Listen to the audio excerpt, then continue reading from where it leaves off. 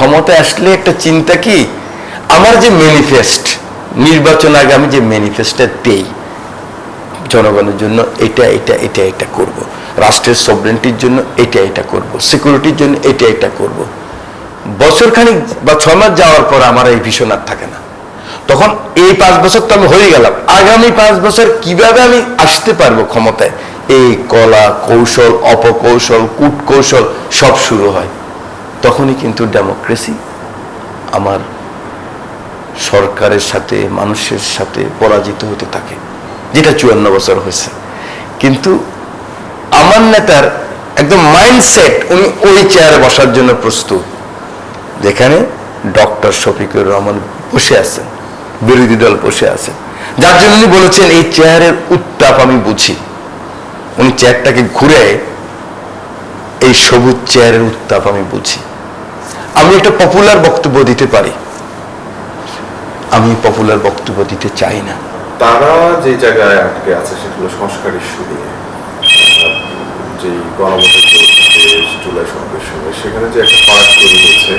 আপনারা যে কমিটি করছেন সংবিধান সংশোধনে, সেখানে এখনো পর্যন্ত তাদের পক্ষ থেকে নাম আসে নাই, কারণ তারা মনে করছেন যে এইভাবে সমাধানটা হবে না। এইটা আসলে কোথায় গিয়ে আপনাদের মধ্যে ফারাকটাকে দূর করবে? নর্মাল ডেমোক্রেসিতে এটা হলো সরকার প্রধানের যে ভিশন, সেই ভিশনটা মন্ত্রী, প্রাইভেট মেম্বার বা প্রাইভেট মেম্বার বলতে বিরোধী দলের মেম্বারও, ওদের মধ্যে একটা ব্রিজ তৈরি করা, সেতু তৈরি করা, মাননীয় স্পিকারের যে হাউসকে যে ইন অর্ডার রাখার জন্য যে ভূমিকা, সেই ভূমিকা রাখা।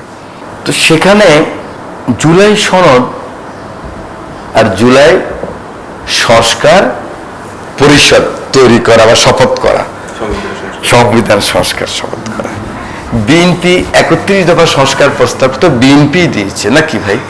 তখন তো এই পার্লামেন্টের দিকে তাকাইতে ভয় লাগতো যে কোনোদিন ঢুকতে পারবো কি জানি না। আমরা গণভবনের দিকে ভয়ে তাকাইতাম না, আমি যখন ওই রাস্তা দিয়ে যেতাম, ভাই এত সিকিউরিটি, আমি এমনি তাকালাম, হঠাৎ করে পরে যদি একটা ককটেলও ফুটে, সিসি ক্যামেরা দেখবে যে আমি এখান দিয়ে গিয়েছি। এত ভয় ভীতির মধ্যেই তো আমরা ছিলাম নাকি ভাই? 3 মাস এই সংস্কার নিয়ে মিটিং হলো, 3 মাস বসছে। বাংলাদেশে কোনোদিন কোনো গভর্নমেন্টের আলোচনা, এটা জলিল সাহেব, মন্নান ভূঁইয়া হোক বা এর পরবর্তী অগ্রবর্তী যেগুলি হয়েছে, 2 দিনও কোনোদিন তারা মিটিং করতে পারেনি। কিছু জিনিস তো হয়েছে নাকি যেগুলি হয় নাই, যেমন হিউম্যান রাইটসের কথা বলতেছে, যেমন জুডিশিয়ারির কথা, গুম কমিশনের কথা বলতেছে। সরকার কি বলতেছে? আমরা আরো সকলের জন্য গ্রহণযোগ্য করে আনবো। বিরোধী দল বলতেছে না, সরকার একটা পলিসি করতেছে ডিলে করার জন্য। আপনি লক্ষ্য করেন, বিরোধী দল বলল এই যে ফুয়েল ক্রাইসিস, গ্যাস ক্রাইসিসে কমিটি করার জন্য। আচ্ছা, আপনাদের বহুদিনের অভিজ্ঞতা, জীবনে কোনোদিন শুনেছেন পার্লামেন্টের কোনো প্রসিডিউরের মধ্যে সমান সংখ্যক হয়? ব্রিটিশ পার্লামেন্টে আছে ভাই, ভারতীয় পার্লামেন্টে আছে নাই ভাই। কিন্তু ওনাকে বারবার বলতেছিল, আমাদের পাশ থেকে পিছনে আইনমন্ত্রী, পাশে আমাদের অভিজ্ঞরা বলতেছিল, বলছেন না, হাত দিয়ে এরকম করতেছিল না, বলল আলোচনা হোক, অসুবিধা কি? ওনারা তো দেশকে ভালোবাসে, ওনারা তো আমাদের সাথে জেলে ছিল একসাথে। ডক্টর শফিকুর রহমান 6 তারিখে বের হয়েছে, আগে তো বের হয় না, এরকম কষ্টের মধ্যে ছিল। করুক না, ওনারা দেশকে ভালোবাসে, উনি বিশ্বাস করে। আসলে বিরোধী দল থেকে প্রস্তাব করাটাও একটা নজির, যে এরকম একটা সংকট নিরসন বিরোধী দল প্রস্তাব করতে কমিটি, আমি সেটাই বলতেছি। বিরোধী দল কমিটি করার কথা না বলে সে আরো আন্দোলন করতে পারতো, এটাকে ইস্যু করতে পারতো, হরতালের ডাক দিতে পারতো, হ্যাঁ, উস্কানি দিতে পারতো। তাহলে যে কমিটির কথা আপনারা বলছেন সেখানে তো তারা নাম দেয় নাই, এটা আসলে সমাধান। আমি বলছি কি, এইটারও নাম ওনারা দিবে। যে মানুষ বলে এই চেয়ারের উত্তাপ আমি বুঝি, পুরো চেয়ারগুলো এই সবুজ চেয়ারে কি করতে চায় আমি বুঝি। বিরোধী দলের থেকে অনেক কথা বলা যায়, কিন্তু সরকার বিরোধী দল একমত হয়ে রাষ্ট্রটা পরিচালনা করে সুন্দর একটা ট্রানজিশন, একটা নির্বাচন করে বের হয়ে যাওয়া, হয় পাস না হয় ফেল।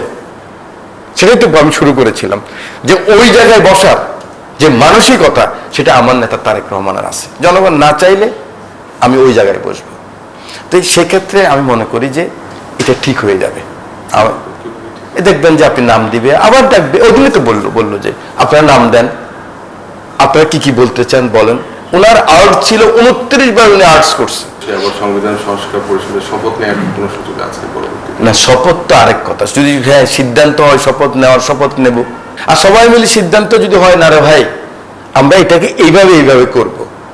শুনেন, আইন তো বহু করেছি আমরা, কোন আইন নাই, কোন আইনটা খারাপ বলেন? আইনের অপব্যবহার হয়, আমরা সব সাইন করলাম না, লাভ হলো কি? আর আপনি একটা জিনিস দেখতে হবে, আমি বিতর্ক হয়ে যাবে এই জন্য বলতেছি না, জুলাই সনদের বইটা নেন আপনি, ওখানে দেখবেন নোট অফ ডিসেন্ট ওনারাও দিছে, আমরাও দিছি, এবং প্রত্যেক জায়গায় লেখা আছে যেই দল জয়লাভ করবে তার নির্বাচনী ইশতেহারে জনগণ যদি তার পক্ষে ম্যান্ডেট দেয় সে করতে পারবে। আমরা ওই কথাই নাই, না আমরা ওটাতে নাই যে আমাদের জনগণ ম্যান্ডেট দিছে আমরা করে ফেলবো।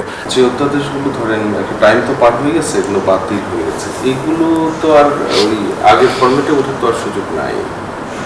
নতুন করে আপনারা আমরা একমত হলে, আমরা দুই পক্ষ যখন একমত হব তখন দেখবেন অনেক সুন্দর করে উঠবে। শুধু আমাদের মানসিকতা থাকতে হবে যে না আমরা কেউ কাউকে এটা নিয়ে বিজনেস করব না, পলিটিক্যাল বিজনেস, যে আমি রাজনৈতিকভাবে খুব লাভবান হয়ে বিএনপিকে হারাই দিলাম আর বিএনপি মনে করলে ওদেরকে আমরা হারাই দিই। যেটা আমি আগে বলছিলাম যে আমাদের চিন্তাই থাকে সরকারি দলের যে আগামী 5 বছর। আমার নেতা তারেক রহমানের সেই চিন্তা নাই। অপোজিশনের চেয়ারে বসার জন্য উনি একদম মানসিক প্রস্তুত, বাংলাদেশের মানুষ যদি গ্রহণ করে।